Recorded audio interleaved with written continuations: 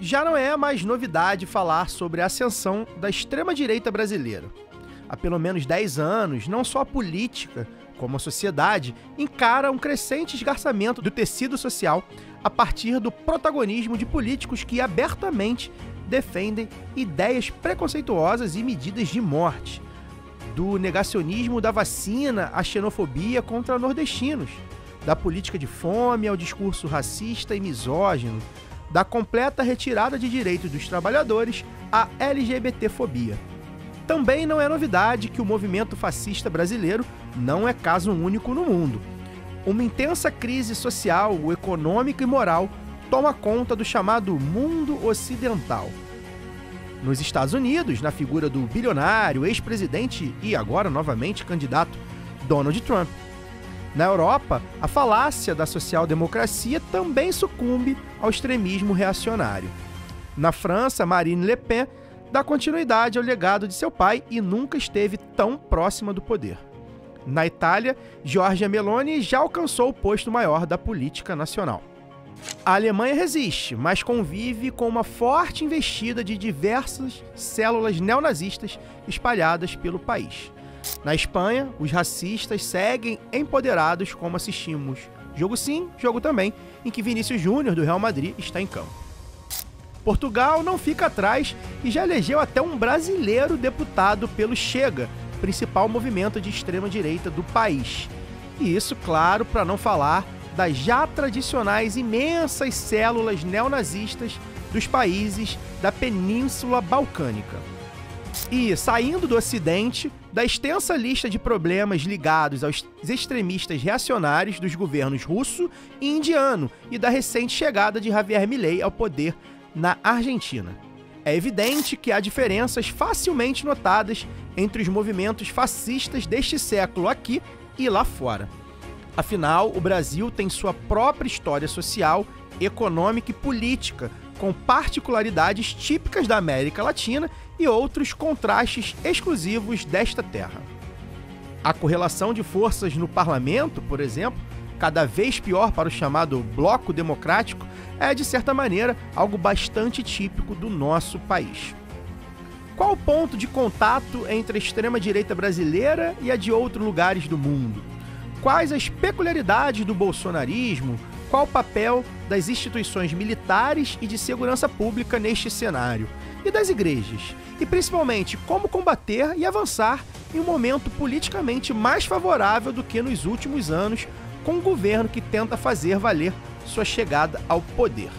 É para responder, ou tentar responder essas perguntas e discutir a extrema-direita brasileira que o Lado B Revista conversa com Normando Rodrigues, advogado e mestre em ciências jurídicas e sociais, e também com Ricardo Berzoini, ex-deputado federal, que foi ministro de Estado dos governos Lula e Dilma e ex-presidente nacional do Partido dos Trabalhadores.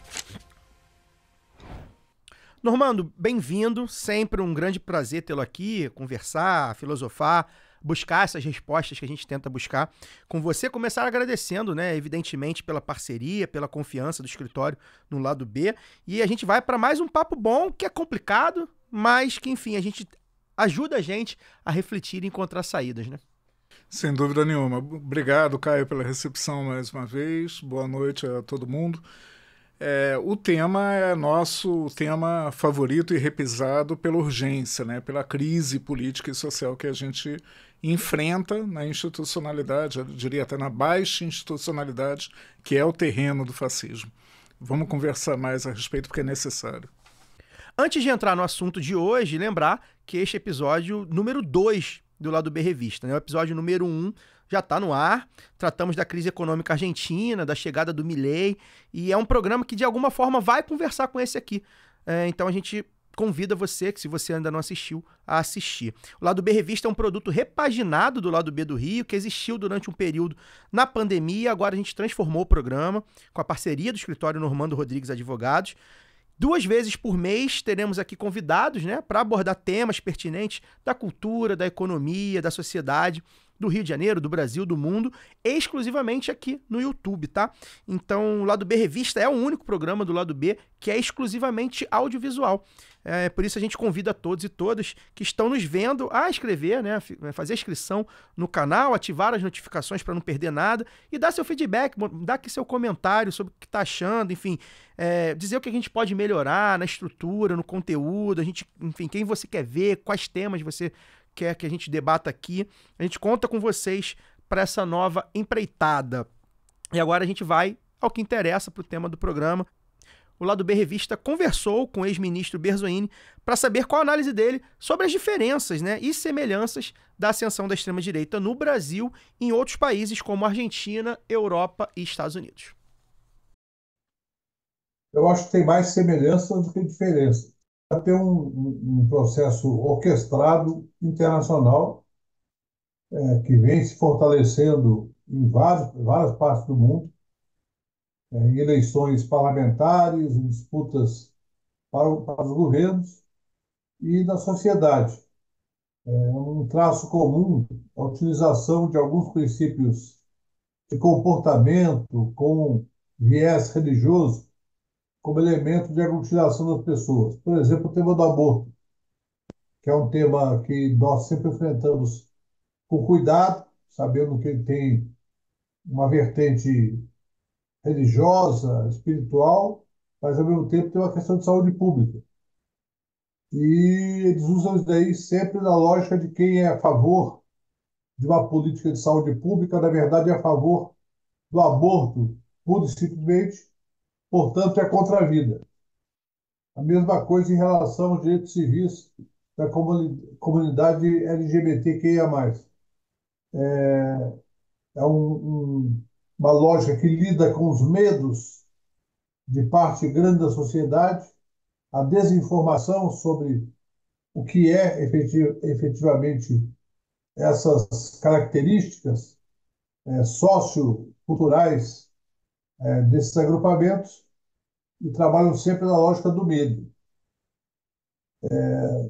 Há um componente presente em vários países que é o ressentimento com a perda de perspectiva de vida, de poder aquisitivo, que muitos trabalham para reverter isso numa lógica política, como aconteceu com o Trump, que se aproveitou da decadência da indústria americana. Acontece com a Marine Le Pen e com seu pai, Jean-Marie Le Pen, que sempre exploraram a frustração da classe média francesa e da classe operária francesa, com uma certa perda de perspectiva de vida. No Brasil, nós vimos, em 2013, a manipulação de sentimentos legítimos das pessoas de querer melhor saúde, melhor educação, melhor transporte coletivo, e que levou aquelas manifestações fascistas de junho, ainda que tenha tido também gente no meio das manifestações com a visão progressista, mas que acabou controlada por um viés fascista. Uma outra característica é que as redes sociais são instrumentos eficazes para disseminar esse tipo de sentimento.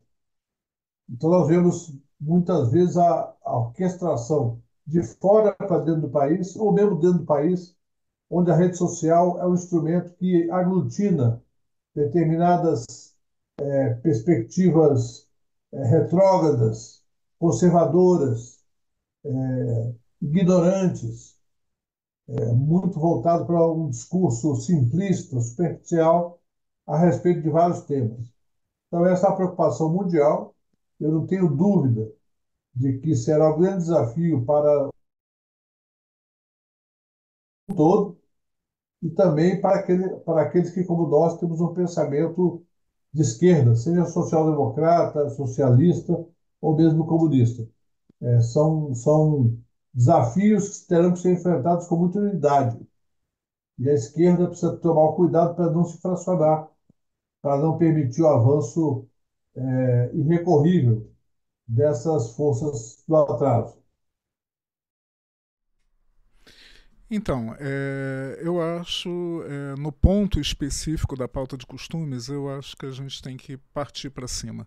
A abordagem da esquerda, em geral, me parece tíbia, né, covarde.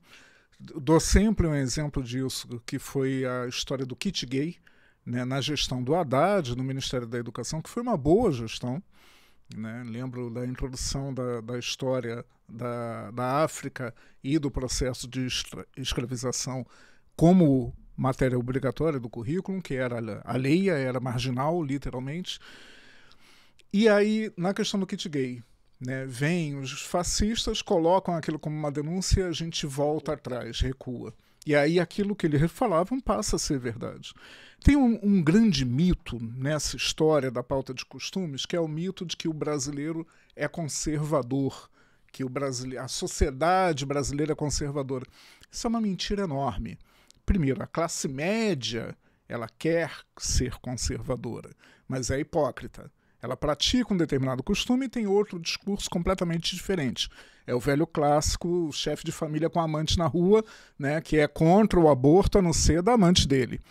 Né, ou a não ser da filha se engravidar no momento não oportuno. Mas, para além disso, a maioria da sociedade brasileira não é conservadora. Vamos decompor um pouquinho as palavras. É muito importante a gente definir o que é conservador e o que é reacionário. O fascismo é reacionário.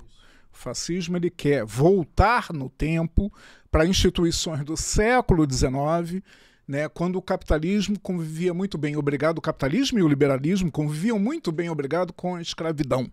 Né? Esse é o fascismo, em todas as suas manifestações. Essa é uma característica essencial, né, desde lá de Mussolini até a Giorgia Meloni, né, que você mencionou na abertura. Agora, a sociedade brasileira também não é conservadora. Conservador é aquele que quer manter o que está. Manter o que está significa manter uma das maiores desigualdades sociais do planeta, a maior da América Latina. O Brasil é mais desigual do que o Haiti, por exemplo, que é um país muito mais pobre e absolutamente arrasado. A maioria da sociedade brasileira não quer isso. Ela não quer a pauta de costumes do bolsonarismo, não quer a pauta de costumes dos fascistas. Não quer porque quem sofre são eles. A maioria que vive de 1, 2 salários mínimos sabe o peso de uma legislação proibitiva do aborto, sabe o peso que significa o abuso de mulheres e crianças, sabe o peso que faz a falta da educação sexual. Agora, vão saber trazer e identificar essas consequências no seu dia a dia se nós, lato sensu, a esquerda, soubermos partir para cima desses temas. A esquerda não tem que ficar de braços cruzados esperando os fascistas levantarem contra ela a questão do aborto. É o contrário. Né? É uma bandeira nossa que a mulher tem autonomia e independência, seja emancipada, inclusive sobre o destino do seu próprio corpo, e essa bandeira é que tem que dar na cabeça deles. Então a lógica tem que ser invertida nessa questão. Um outro ponto, né, que eu acho que vale a pena comentar da boa fala do Berzoini nesse tópico é que existem características comuns. Né?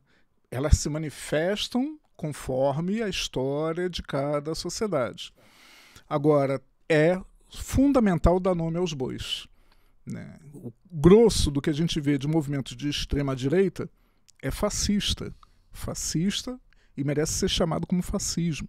Porque o fascismo não é uma ideologia qualquer, é a ideologia que prega a destruição de todas as outras ideologias. É a ideologia que prega contra o pluralismo e a diversidade, que, aliás, são valores, pelo menos no papel, né, que são fundamentais da República Brasileira. Estão lá na Constituição. Tá? O Berzoini também falou com a gente sobre a correlação de forças atualmente no parlamento com essa tal pauta de costumes, né, ditando a atuação da extrema-direita no campo institucional. Eu estive no Congresso de 99 até 2014. Então, eu peguei um período em que tinha um nível de debate, um comportamento parlamentar muito mais, digamos, adequado, mesmo com embates duríssimos. Como, por exemplo, na época que teve a crise do chamado mensalão, em que nós tivemos um clima muito ruim do parlamento, mas eram embates num barco mais civilizado. Hoje, nós podemos dizer que há o primeiro fenômeno do smartphone, das redes sociais. O deputado está sempre pensando, ao falar, o que vai render para ele de likes ou de engajamento nas redes sociais, e quase sempre com mensagens despolitizadas, superficiais. Então, isso contamina muito o ambiente do Congresso.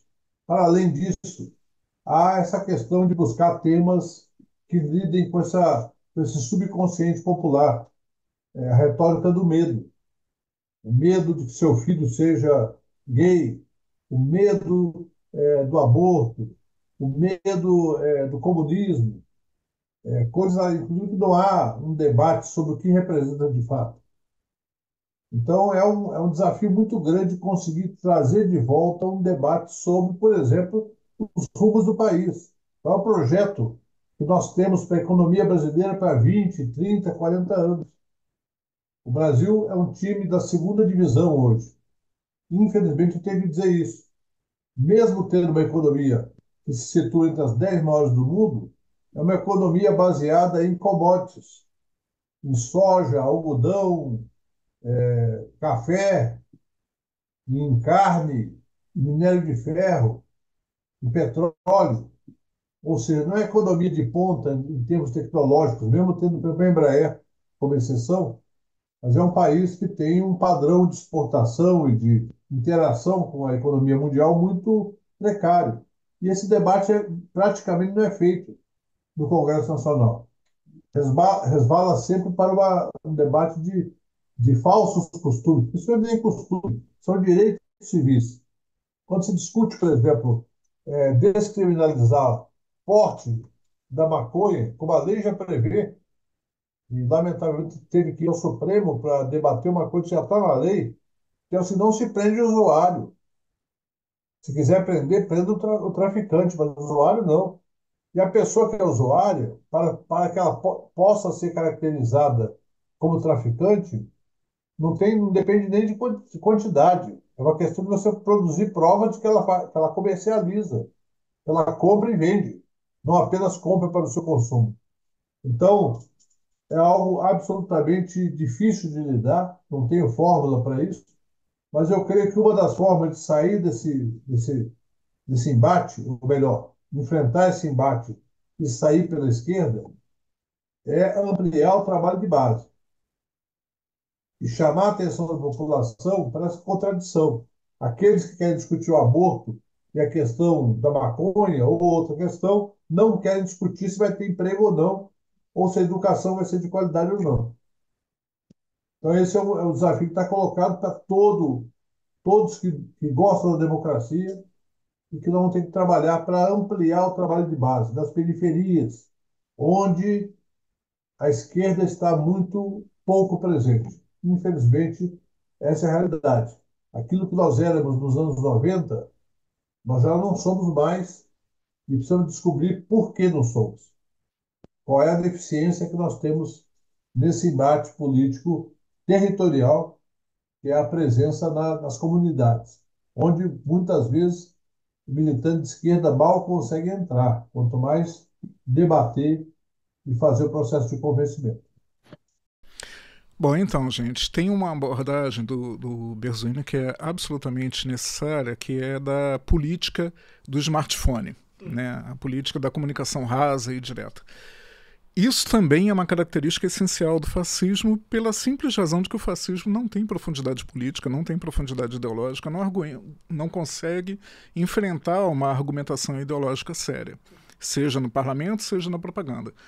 As primeiras propagandas estudadas do fascismo apelavam muito para a imagem, com pouquíssimo texto, isso da Itália da década de 20, e para cinema. O cinema era uma grande inovação tecnológica, então Mussolini, muito antes do Hitler, ele deu atenção especial ao cinema italiano, às produções que construíssem, né, a venda do ideário fascista. Isso depois vai ser sistematizado pelo tal do Goebbels, que era o ministro da comunicação do Hitler, né, da propaganda e comunicação, foi assessor do Hitler antes de ser governo, né, para a campanha eleitoral, etc. E tal, era marqueteiro. E ele se inspirava em quê? Na publicidade norte-americana, que é vender um produto com bastante colorido, com bastante ação, se possível com drama, e pouquíssimas linhas, pouquíssimo texto, pouquíssima profundidade. O problema que a gente vive aqui né? As atuais mídias, as redes sociais, o smartphone realmente tornam muito fácil, tornam muito rasa a comunicação, né? Tornam o debate fútil, né? E isso transpira para dentro do parlamento. Né? Em qualquer. E aí a gente vê nas comissões, quando, por exemplo, o Flávio Dino ia depor seguidamente, né? O Haddad, outro dia, dando uma surra nos caras na comissão. Mas isso é a exceção da vida parlamentar hoje em dia. A enorme maioria do parlamento não quer debate, né? Quer fazer. Causar para fazer os seus riozinhos de comunicação. E aí vai pelo ralo abaixo. O país não discute realmente a economia, o país não discute o que deveria estar discutindo nesse momento, exatamente nesse momento, que é a completa captura da política monetária pelo mercado, e mercado, leia-se sempre, é bom sempre traduzir, né? Porque no português da Rede Globo, do Estadão e da Folha, mercado é uma entidade que não pode ser mexida e que é um monte de gente, favorece todo mundo. O melhor para o mercado é o melhor para a sociedade. Conversa. Né? Vamos pegar aqui o nosso dicionáriozinho básico do João Ninguém e traduzir. Mercado é a meia dúzia de ultra ricos que manda na economia brasileira. E aí os seus arautos, que são os meios de comunicação. Hoje eu parei aqui numa loja de conveniência a caminho e tive o azar de ver comprar na minha frente um monte de energéticos a Leilani Neubart. Sim. Né? E, enfim, é melhor ignorar. Rosto da... Né? É uma mulher com uma severa limitação né, intelectual. Né? Não vou adotar a definição da Carmen Lúcia, porque eu achei só hilária. E, além disso, é mal intencionada. Mas é o quadro do que está vendendo, é o intelectual orgânico do capital que está ali para cumprir seu papel, né, e vender esse proselitismo do mercado. Lula comprou uma briga muito interessante com o mercado, sem ter base política para fazer isso.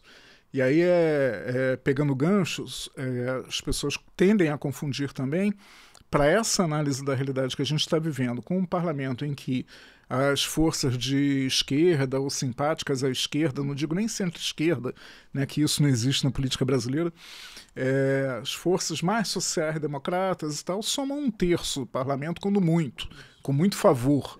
Né? Isso, abrindo mão de muitos temas. Não, de muitos temas e você nivelando por baixão. Isso aí você está incluindo Omar Aziz, É verdade.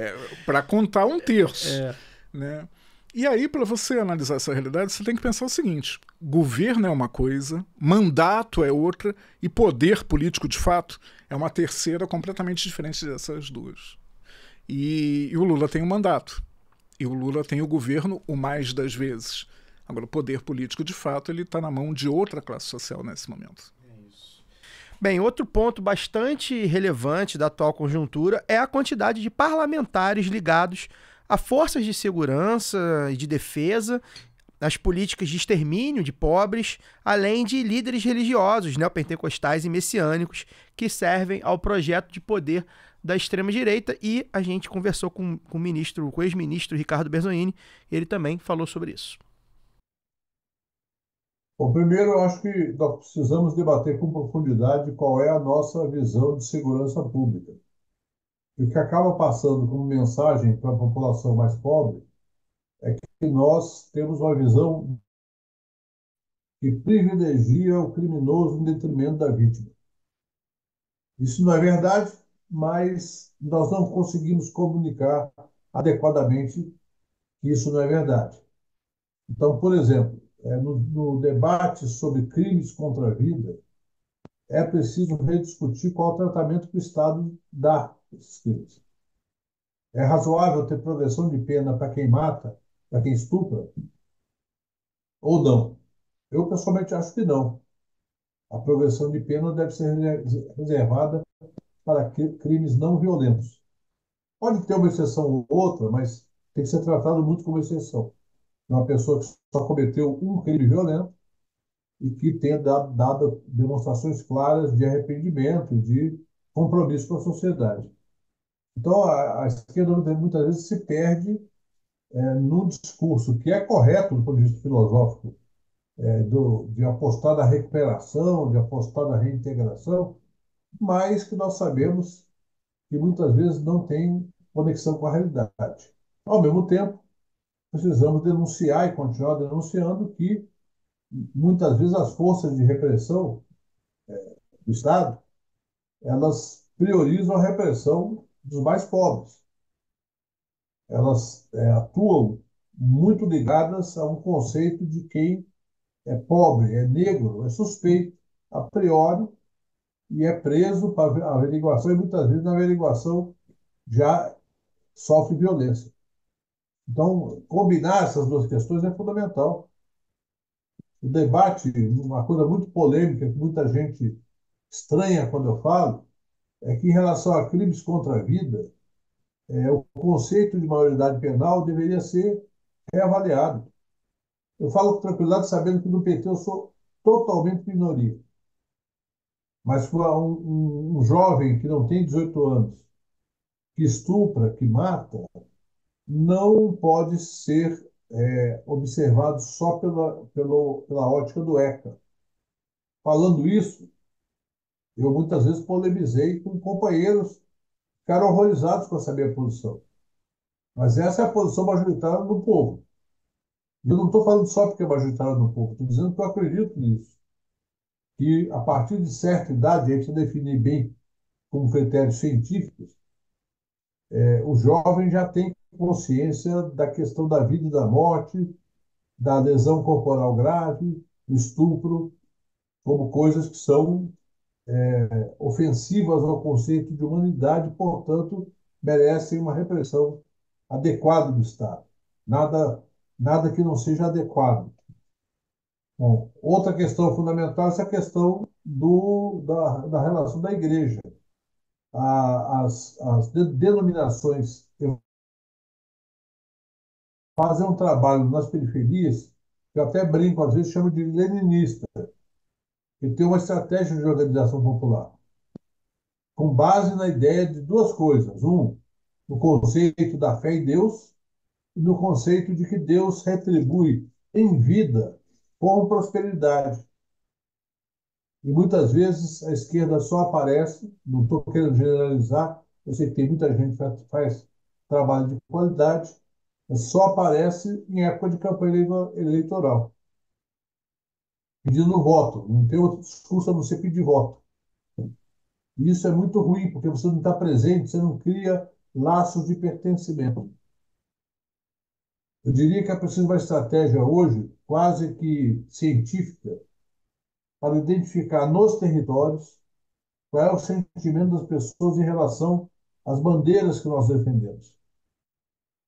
Para que nós possamos, mesmo continuando a defendê-las, saber a maneira de defendê-las. E não apenas nos isolar em slogans ou no discurso que é de mão única. Ou seja, você fala e não ouve. Então, são muitos desafios. Eu diria que isso está ocorrendo no mundo. Eu acompanhei, por um período, quando presidente do PT, a decadência do Partido Socialista Francês. E muito do que avaliavam os membros do partido com os quais eu conversei era que o Partido Socialista Francês se distanciou das bases. Não da base operária, da base popular. E nem sempre a base operária é a mais popular. Um país como o Brasil, a base popular muitas vezes é mais pobre do que a base operária. E mais sofrida também em termos de condições de vida. Então, esse desafio está colocado na frente da Alemanha, o SPD da Alemanha, que está no governo hoje com o Olaf Scholz, mas perdeu muito espaço, justamente por não ter uma estratégia mais objetiva de ocupação de espaço territorial. E tem a outra ocupação vem das redes sociais, onde o debate, infelizmente, é muito menos politizado, mas que nós precisamos ocupar também. Para a gente entender o fenômeno que acontece da penetração da extrema-direita na camada mais popular da nossa sociedade, eu acho que é preciso entender mais, como Berzolini faz menção, quando ele fala de estudos e pesquisas, o quanto vierem melhor, mas toda a interpretação dessa realidade mais complexa precisa de algumas metáforas que simplifiquem a questão. Uma delas é uma metáfora que a princípio é binária, mas tem várias composições aí, é sertão e cidade. E eu vou usar isso usando lá o Guimarães Rosa, saca?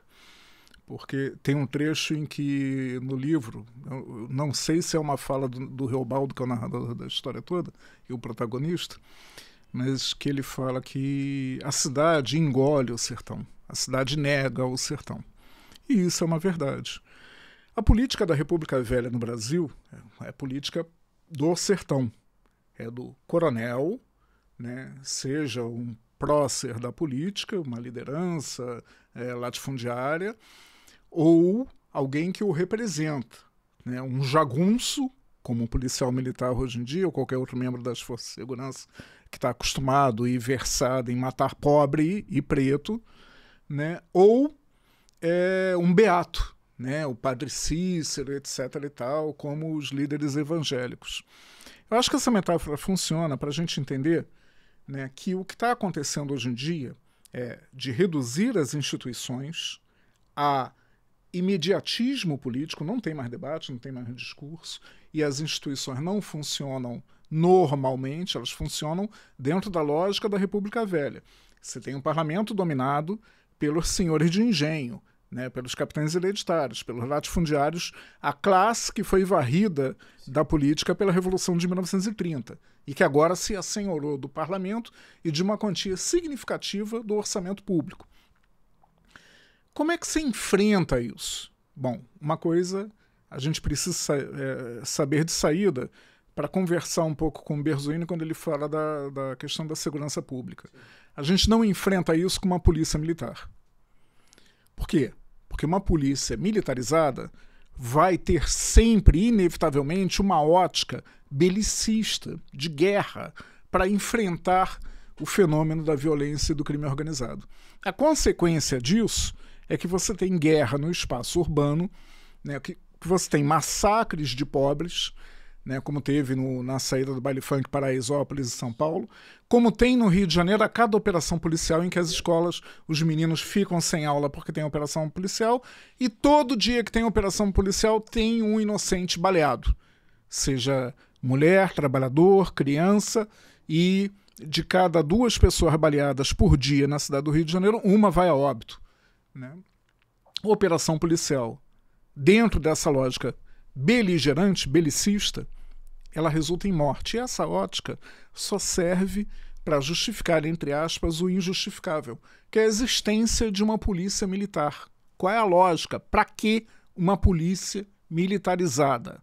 Né? Isso tinha sentido na República Velha, quando a Força Nacional, né, que na época era a Guarda Nacional, e as milícias dos estados ou, né, das províncias trabalhavam para os coronéis.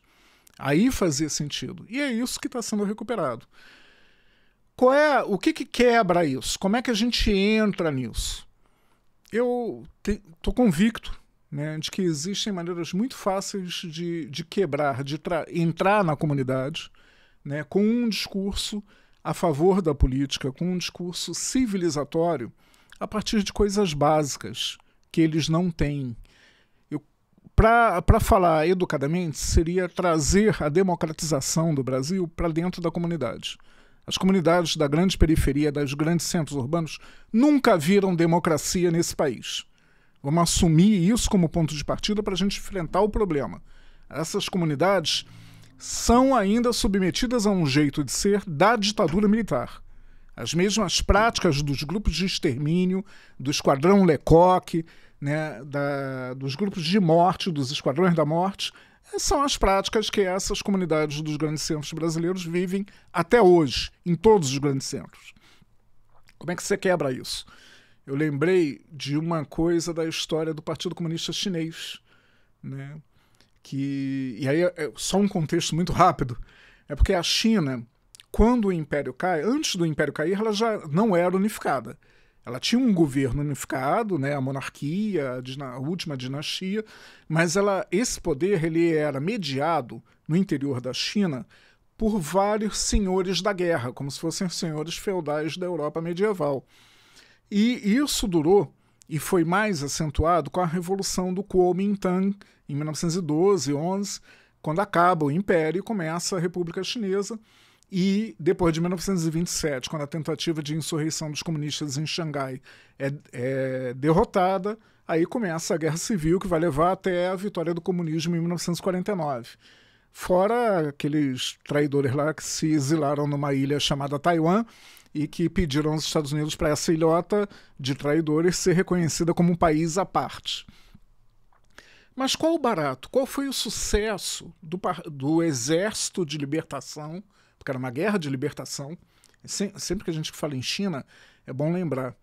Tem um hipódromo em Pequim, que tem uma plaquinha de bronze lá, da época do colonialismo britânico, né, que a China foi colonizada em fatias, né, cada paísinho, cada potência, até Portugal, tinha possessões na China. E aí tinha uma placa lá que era o seguinte: proibida a entrada de cachorros e de chineses. Cachorro vinha em primeiro lugar. Essa placa é mantida lá até hoje, para que todo cidadão lembre disso. E qual foi a parada? O que tem um paralelo aí com a periferia? É muito simples, cara. Respeito. Mao Zedong, quando organizou o Exército Popular, muito antes deles conquistarem o poder em 49, ele decretou 2 regras básicas para o comportamento do soldado do Exército Popular de Libertação do Partido Comunista Chinês. Um soldado do nosso exército não rouba bens do camponês e não estupra as mulheres. Só essas 2 regras básicas já fizeram com que a população olhasse para esses caras diferentes. Porque todos os exércitos dos vários senhores da guerra tinham isso como prática corriqueira. Quer entrar na comunidade? É dizer o seguinte: olha, no meu governo, a polícia militar não vai matar pobre. Não vai entrar aqui para matar gente inocente. Não vai entrar aqui para matar criança. Enquanto a gente não fizer isso, a gente não enfrenta a questão da violência nos grandes centros. Perfeito. E a gente também conversou com o Ricardo Berzolini sobre sugestões, né, propostas de como o governo do PT atualmente, né, no governo federal, pode contrabalançar aí esse momento desfavorável na sociedade, né, com um boom fascista que a gente vive, e no parlamento, como a gente já sabe, e contra-atacar com movimentos que permitam avanços para a classe trabalhadora. Primeiro, investir na disputa política. E a disputa política tem que ser centralizada pelo Palácio. O Lula está fazendo isso esses dias, trabalhando muito, mostrando que o governo está atuante, que não está na defensiva, tratando dos temas da economia, da moradia, da educação, da saúde, com muita assertividade, e todo o governo precisa fazer isso. Não pode ficar só o Lula falando, até porque aí ele fica isolado. Tem que ter um movimento onde todo o governo vá para a disputa política. Essa disputa tem que se dar de forma a ganhar a parte do Centrão. Sem ilusões, mas tem uma parte do Centrão que são pessoas que não são da extrema-direita. São pessoas que querem ter uma parte fisiológica e tem uma parte que é pragmática no sentido de que não é que seja fisiológica por princípio, mas que trabalha com a preocupação de financiar a sua próxima eleição. Então, dialogar com isso é importante para mostrar o seguinte: nós sabemos diferenciar quem é a extrema-direita, quem somos nós e quem é essa massa de 250 deputados que não são nem da esquerda nem da extrema-direita. E ganhar esse povo tem que ganhar com iniciativas de governo e com proposta de futuro. Proposta de futuro como? Isso que eu estava falando agora. Porque o Brasil quer ser o quê daqui a 20 anos? Cada estado, a Bahia, o Rio Grande do Sul, como é que tratamos essa questão climática? E tem tantos exemplos para nós mostrarmos que é necessária, é urgente, e que, infelizmente, uma parte dos negacionistas dá de ombros a questão climática. Então, tem muitas questões a serem debatidas com seriedade para sair dessa pauta mais, digamos, estigmatizada. e saber, inclusive, como movimentar a sociedade na direção de um debate mais profundo.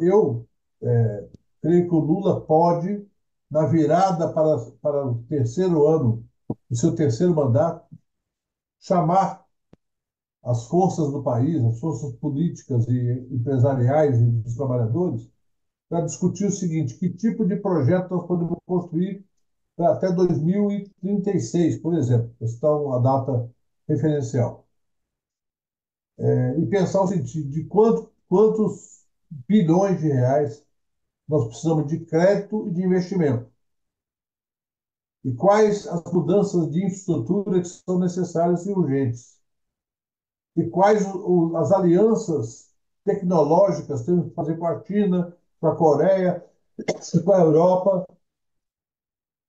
que tipo de debate podemos fazer na América do Sul para retomar aquilo que nós construímos nos anos 2000, de uma América do Sul mais sintonizada. O próprio México também, que faz parte da América Latina e que tem distância de relação com os Estados Unidos, que é um vizinho poderoso. Então, esse é o debate. Eu creio que o movimento sindical tem que fazer esse debate com as suas bases. Chamar os trabalhadores, não para vir ao sindicato, mas chamar para pensar sobre isso.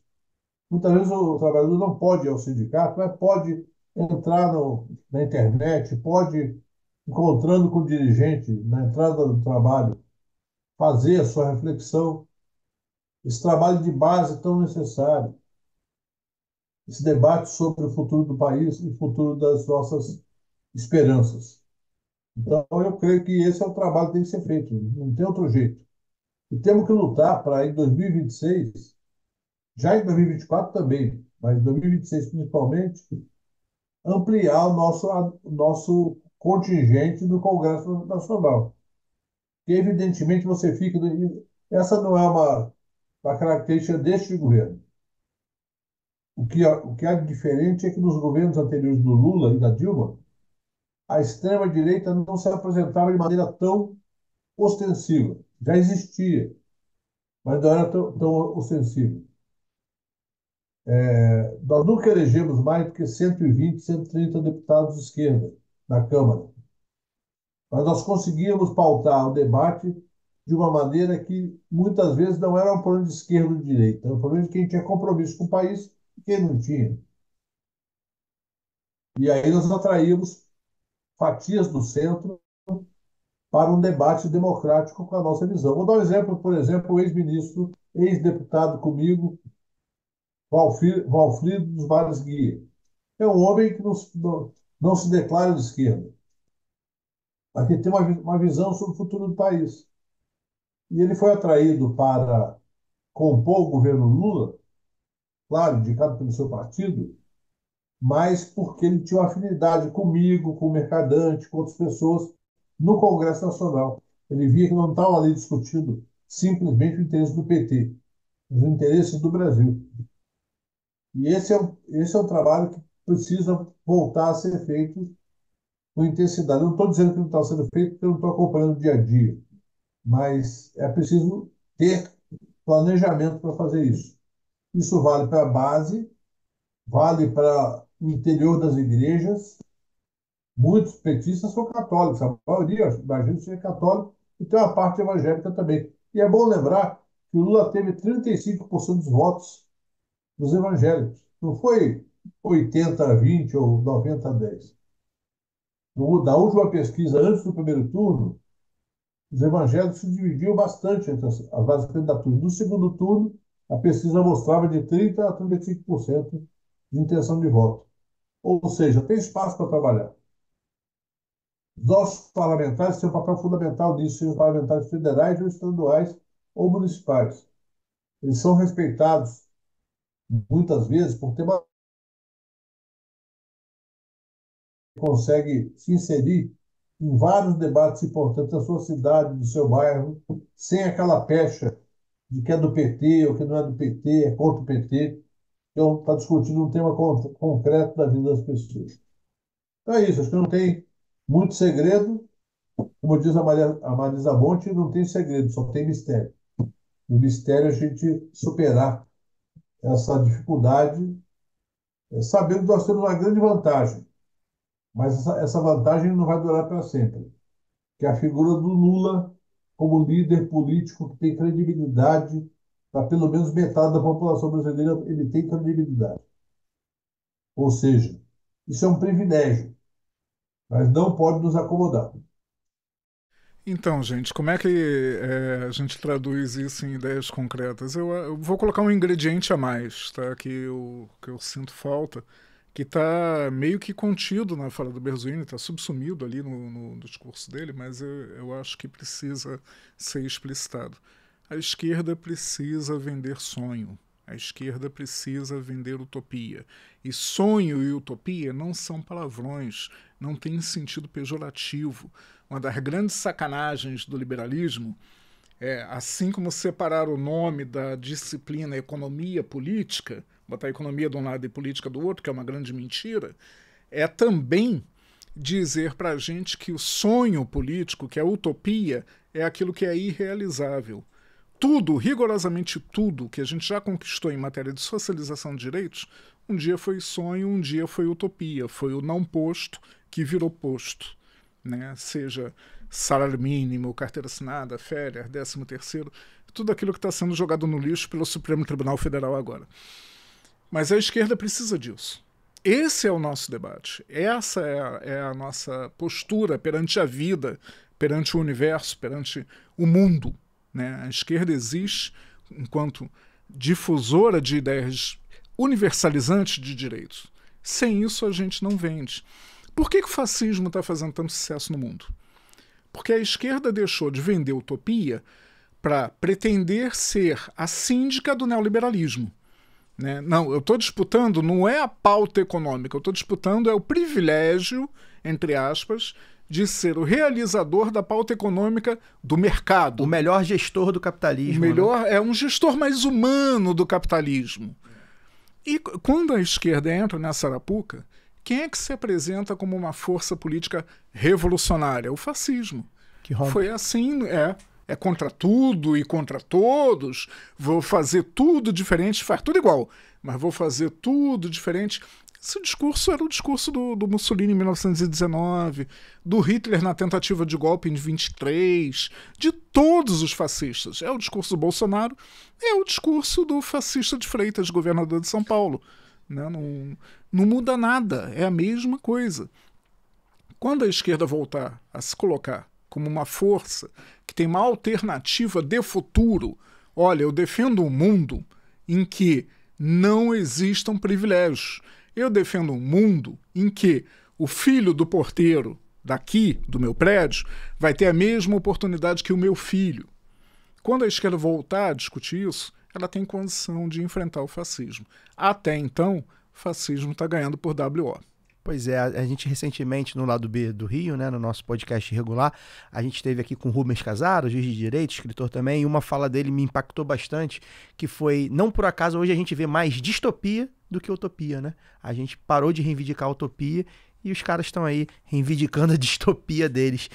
Normando, mais um bom bate-papo que a gente teve aqui, gosto muito de estar com você pra gente bater esse papo, acho que a gente forneceu aos nossos espectadores aí um conteúdo diferente do que a gente vê na mídia hegemônica, né, que é o nosso papel aqui no Lado B do Rio. Então, muito obrigado pela sua presença, queria que você deixasse aí suas considerações finais, obrigado pela participação. Cara, eu é que agradeço a lembrança, essa altura da trajetória é muito legal, a gente está aqui junto, acho que é uma parceria que a gente tem muito a desenvolver. Vamos ver se nas próximas mesas a gente coloca uma cervejinha também para animar o papo, né? Eu acho que é bom. Sempre. Sabe, para quebrar a maldade. Mas acho que é isso, a gente tem muita coisa para construir. Agora tem o seguinte, né? Tem uma frasezinha que vale a pena lembrar, que a gente pode sempre parecer pessimista. Cara, a gente nunca se propôs um problema que não conseguisse resolver. A gente enfrenta e a gente resolve. Tem como quebrar esses caras. Fascismo, ele tem cintura rígida, sabe? Não tem molejo. Então a gente pega esses caras na curva fácil. E a gente é bambu, né? A gente verga, mas não verga, quebra. mas não quebra. Bem, o segundo episódio do Lado B Revista fica por aqui. A gente lembra que o Lado B Revista é uma parceria do Lado B com o escritório Normando Rodrigues. A gente agradece também a participação do Ricardo Berzolini. Lembrando que este é o novo programa do Lado B, exclusivo aqui no nosso YouTube. 2 vezes por mês eu estarei aqui entrevistando alguém para falar de política, de sociedade, de economia, do Rio de Janeiro, do Brasil e do mundo. Um episódio inédito a cada 15 dias, mais ou menos, vamos botar assim, 2 vezes por mês, lá do B Revista, tá, gente? Se inscreva no canal, ative as notificações, deixa seu comentário, engaje a gente, deixe seu feedback, escreva o que vocês acharam, botem conteúdos mesmo, enfim, palpitem, comentem, perguntem, a gente manda as perguntas, se for o caso, para o Berzoini responder, para o Normando responder. A gente precisa dessa interação até para construir um programa ainda melhor, tá? Para vocês, a gente espera que vocês tenham gostado deste segundo episódio do Lado B Revista. Até a próxima.